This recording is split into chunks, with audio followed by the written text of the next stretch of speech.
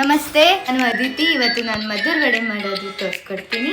ಬೇಕಾದ ಸಾಮಗ್ರಿಗಳು: ಸಣ್ಣಗೆ ಹೆಚ್ಚಿರುವ ಈರುಳ್ಳಿ, ಚಿರೋಟಿ ರವೆ, ಅಕ್ಕಿ ಹಿಟ್ಟು, ಕಡಲೆ ಬೀಜ ಪುಡಿ, ಮೈದಾ ಹಿಟ್ಟು, ರುಚಿಗೆ ತಕ್ಕಂಥ ಉಪ್ಪು, ಹಸಿಮೆಣಸಿನ್ಕಾಯಿ ಪೇಸ್ಟು, ಕೊತ್ತಂಬರಿ ಸೊಪ್ಪು, ಕರಿಬೇವಿನ ಸೊಪ್ಪು, ಅಚ್ಕಾರದ ಪುಡಿ, ಎಣ್ಣೆ, ಜೀರಿಗೆ, ಶುಂಠಿ.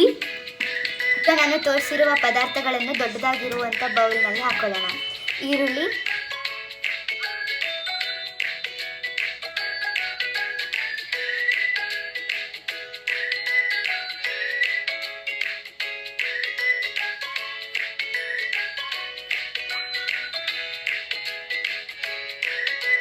ಇದನ್ನೆಲ್ಲ ಮಿಕ್ಸ್ ಮಾಡ್ಕೊಳ್ಳೋಣ.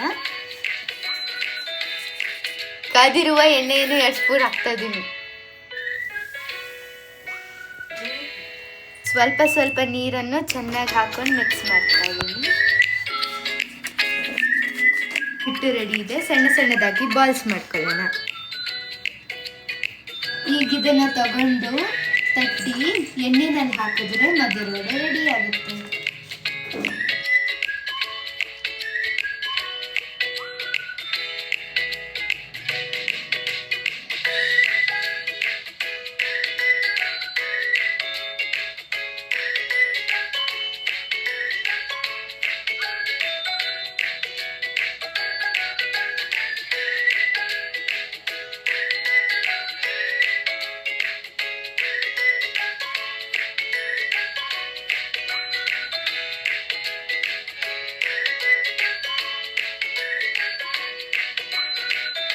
ಬಿಸಿ ಬಿಸಿ ಗರಿ ಗರಿ Maddur vada ready to heat.